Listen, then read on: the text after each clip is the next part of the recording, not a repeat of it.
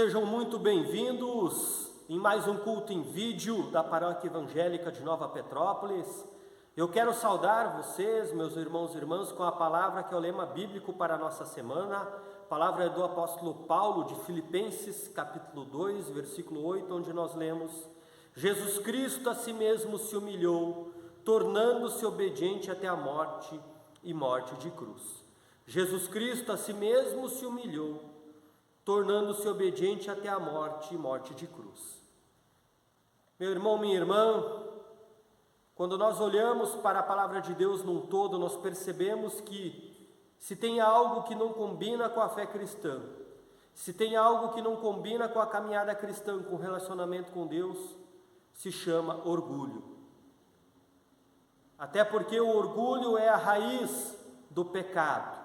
Quando nós olhamos para a relação que Adão e Eva tinham com Deus lá no Jardim do Éden, nós percebemos que o orgulho que foi plantado pelo tentador no coração de Adão e Eva de quererem ser igual a Deus, foi a raiz da queda.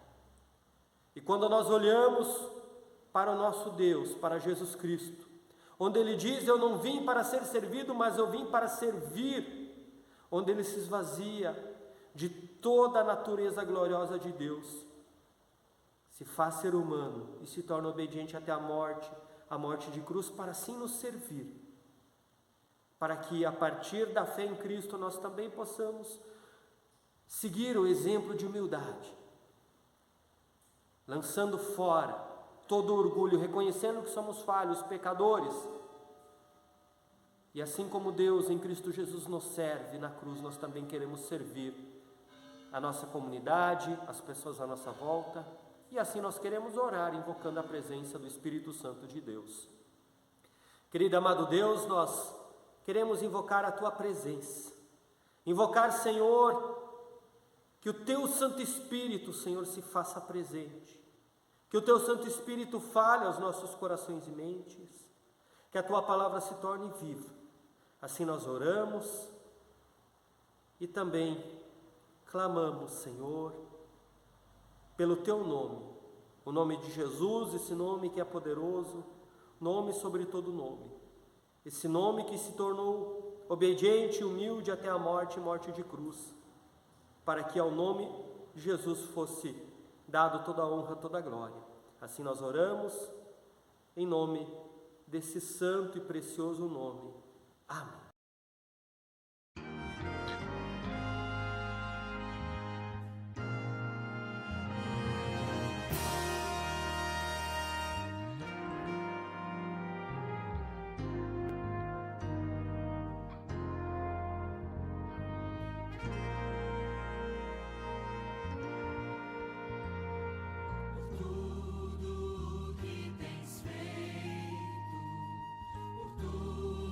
Que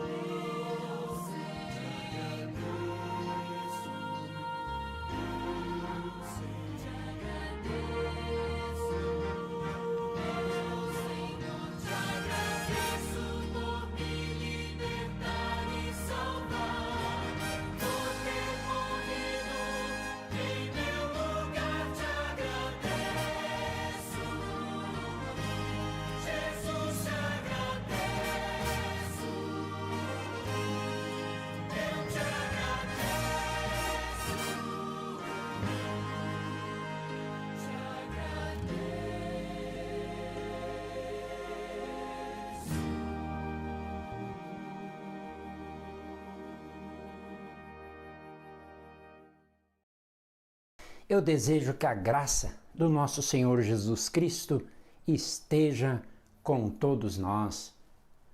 Amém. Estimados irmãos e irmãs, eu começo a falar sobre o personagem central do texto bíblico de hoje, do Evangelho de João, capítulo 9, da seguinte forma: os pais grávidos colocam no futuro bebê tantas expectativas e perguntam se veria o nosso herdeiro a libertação de Israel de todos os inimigos, o que o menino viria a ser no futuro. Passam os dias e constatam, para sua tristeza, que o bebê nada enxerga e não há médico que o pudesse curar. E ainda mais a lei e os mestres dizem que a deficiência é castigo por algum pecado cometido. Os pais e a criança cega vivem com sentimentos de vergonha, de impureza e são excluídos do povo de Deus. Num certo sábado, dia de maior movimento, levam agora o homem crescido para a cidade para juntar um dinheiro extra. Lá está o mestre e os discípulos que passam por lá.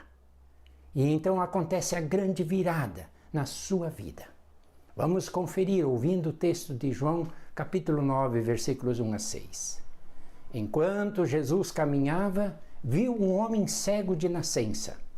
E os seus discípulos perguntaram: Mestre, quem pecou para que este homem nascesse cego? Ele ou os pais dele? Jesus respondeu: Nem ele pecou, nem os pais dele, mas isto aconteceu para que nele se manifestem as obras de Deus. É necessário que façamos as obras daquele que me enviou enquanto é dia. A noite vem quando ninguém pode trabalhar. Enquanto estou no mundo, sou a luz do mundo. Depois de dizer isso, Jesus cuspiu na terra, fez lama com a saliva e com a lama untou os olhos do cego. E então disse ao cego: vá lavar-se no tanque de Siloé. Siloé quer dizer o enviado. O cego foi, lavou-se e voltou vendo. Caros irmãos e irmãs, depois que veem o cego, os discípulos perguntam a Jesus: afinal, quem pecou para que ele nascesse cego? Foi ele ou os seus pais? A pergunta deles tinha sua razão de ser. Para os israelitas, doenças e situações como cegueira eram consequências da desobediência à lei de Deus, consequências do pecado, de acordo com o livro de Levíticos, capítulo 26. Então, se alguém fosse cego, só podia ser por causa de pecados cometidos no passado. Jesus foge deste esquema de causa e efeito e diz: nem ele pecou, nem os seus pais, mas isso aconteceu para que se manifestem nele as obras de Deus. Os discípulos procuram encontrar a causa que gerou a desgraça do cego, olhando e pesquisando o passado. Mas Jesus ensina a olhar para o futuro, confiando no que Deus pode fazer. Em meio à sua condição de cegueira, Deus pode e Deus vai manifestar obras de restauração, de cura dos olhos físicos e também dos olhos da fé. Sim, meus amigos, muitas vezes, diante de pessoas que nos vêm pedir alguma ajuda, a gente pergunta: será que ele merece? Ou, por que estão nessa situação? Por que não trabalham? Por que não cuidou ele antes da sua saúde e agora está com essa doença grave? Mas quando estamos diante de uma pessoa em sofrimento, o que mais importa é a pessoa em si, é a pessoa em seu momento presente. O que ajuda a ficar criticando o passado?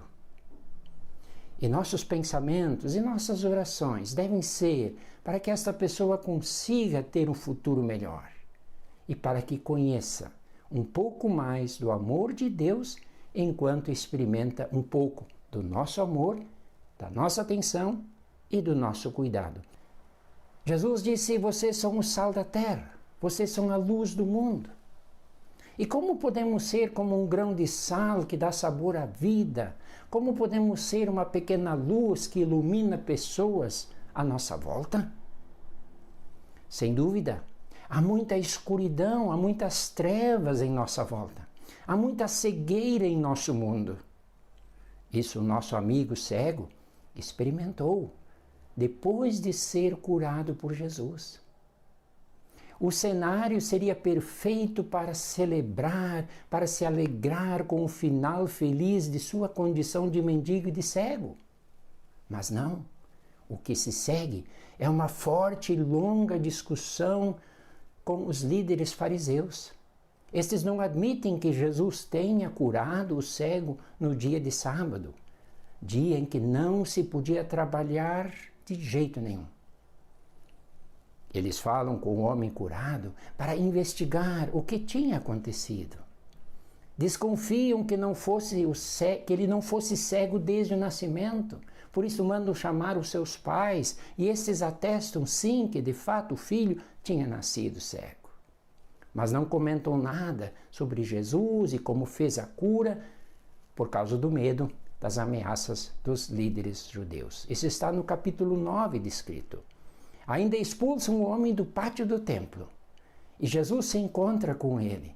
Nos capítulo 9, versículos 35, nós lemos que Jesus ouviu que eles tinham expulsado o homem e ao encontrá-lo perguntou: você crê no Filho do Homem? Ele respondeu: quem é, Senhor, para que eu creia nele? E Jesus lhe disse: você o tem visto, e é aquele que está falando com você. Então ele afirmou: eu creio, Senhor, e o adorou. É interessante observar que o homem curado, o que ele diz sobre Jesus em momentos diferentes. Inicialmente, aos vizinhos curiosos, ele fala: o homem chamado Jesus me curou. Depois do interrogatório dos fariseus, ele conclui que ele é um profeta e o reconhece como filho do homem. Mas agora, na conversa direta com o próprio Jesus, o adora como Senhor e confessa: Senhor, eu creio. Agora sim ele está curado, não somente da cegueira física, mas especialmente da cegueira espiritual. A cura foi completa ao reconhecer e crer em Jesus como Deus e Senhor. Ele alcançou cura e salvação. Em algumas línguas, as duas palavras têm a mesma raiz, como na língua alemã, o verbo heilen, que é curar, e também Heilung, para cura e salvação eterna. Assim como foi com o homem curado, também para nós, o caminho para a fé viva em Cristo é um processo. Não é de uma hora para outra, muitas vezes, que chegamos à mesma confissão do cego: Senhor, eu creio.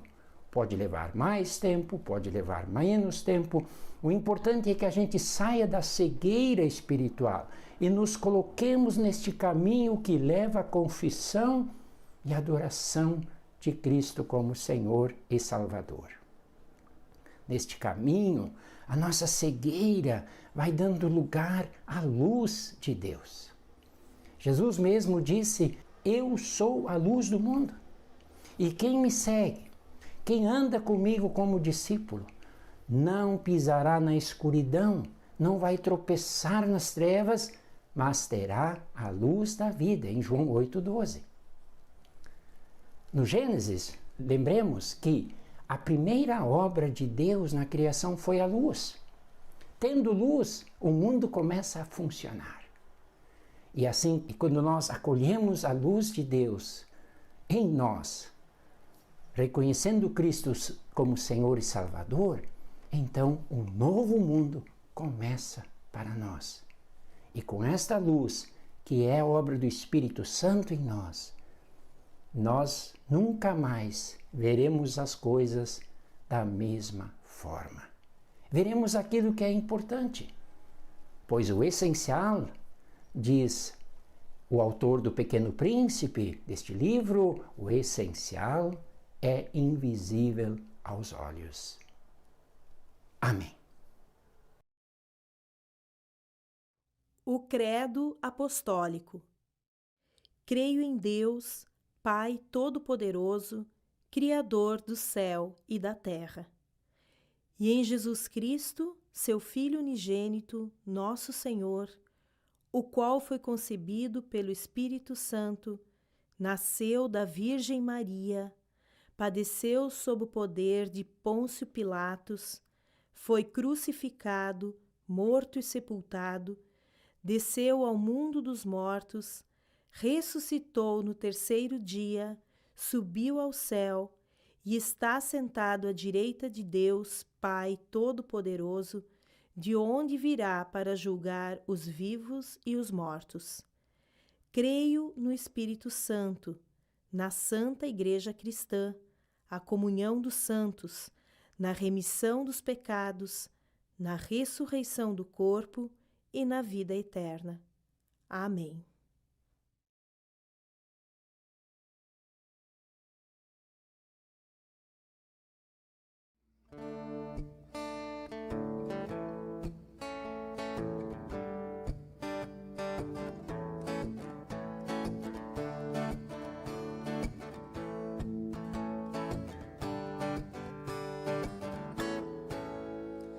Bem cego eu andei e perdido vaguei, longe, longe do meu Salvador. Mas da glória desceu e seu sangue verteu, por salvar a um tão pobre pecador. Foi na cruz que a tremer percebi meu pecado castigado em Jesus. Foi ali pela fé que os olhos abri, e hoje salvo me alegro em sua luz. Bem ouvia falar desta graça sem par, que nos deu um Salvador em Jesus. Mas eu surdo me fiz, converter-me não quis ao Senhor que por mim morreu na cruz. Foi na cruz que a tremer percebi meu pecado castigado em Jesus. Foi ali pela fé que os olhos abri, e hoje salvo me alegro em sua luz. Mais um dia senti meu pecado e tremi, vendo as penas da justiça e da lei. Apressado fugi, em Jesus me escondi, e refúgio seguro nele achei. Foi na cruz que a tremer percebi meu pecado castigado em Jesus. Foi ali pela fé que os olhos abri, e hoje salvo me alegro em sua luz. Quão feliz é então esse meu coração, a gozar aquele tão santo amor, que levou o meu Jesus a sofrer lá na cruz, por salvar a um tão pobre pecador. Foi na cruz que a tremer percebi meu pecado castigado em Jesus. Foi ali pela fé que os olhos abri, e hoje salvo me alegro em sua luz. Foi ali pela fé que os olhos abri, e hoje salvo me alegro em sua luz. Chegamos ao final de mais um culto em vídeo e eu convido vocês para uma palavra de oração. Senhor Deus e Pai amado, nós queremos te agradecer e te louvar por essa palavra que ouvimos, que nos lembra do teu poder sobre a enfermidade, sobre as doenças, que nos lembra que como manifestação concreta do teu reino, da vinda do teu reino, realizaste curas, abriste os olhos do cego. Que da mesma forma, Senhor, tu abra os nossos olhos, os olhos do nosso coração, para que possamos crer em ti, crer no teu poder, e que também possamos crer que hoje Tu ainda és o mesmo, ainda tens poder de realizar curas, de realizar milagres. Tu sabes, Senhor, daqueles que nos escutam, daqueles que nos ouvem neste momento, Tu sabes, Senhor, quais são as aflições, quais são os motivos que geram inquietação, ansiedade e temor. Tu sabes, Senhor, das pessoas que estão enfermas, esperando, aguardando por cura. Tu sabes, Senhor, das pessoas que estão desanimadas, abatidas, angustiadas, aflitas. Te pedimos, ó Deus, para que Tu olhe por essas pessoas e que Tu possas, Senhor, responder às orações e, se for da Tua vontade, possas curá-las das enfermidades da mente, do coração, enfermidades do corpo. Entregamos os nossos motivos a Ti. Entregamos os nossos pedidos na certeza de que Tu és Deus que nos ouve, Tu és Deus que conhece as nossas angústias e aflições. E Tu és Deus que podes fazer infinitamente mais de tudo aquilo que podemos pensar, sequer imaginar. Então, ó Deus, entregamos, confiantes de que da melhor forma e no tempo certo nos trarás a melhor resposta. E com confiança também queremos orar a oração que Jesus Cristo nos ensinou. Queremos dizer: Pai nosso que estás no céu, santificado seja o Teu nome. Venha o Teu reino e seja feita a Tua vontade, assim na terra como no céu. O pão nosso de cada dia nos dá hoje e perdoa-nos as nossas dívidas, assim como nós também perdoamos aos nossos devedores. E não nos deixes cair em tentação, mas livra-nos do mal, pois Teu é o reino, o poder e a glória para sempre. Amém. E recebam também a bênção do nosso Deus. Que o Senhor Deus te abençoe e te guarde, que o Senhor faça resplandecer o seu rosto sobre ti e tenha misericórdia de ti. Que o Senhor olhe para ti com olhos de amor e de bondade e que Ele te preencha com a sua paz. Fiquem assim com a paz, com a graça do Senhor Jesus e sirvam a Ele com alegria por onde quer que vocês andarem.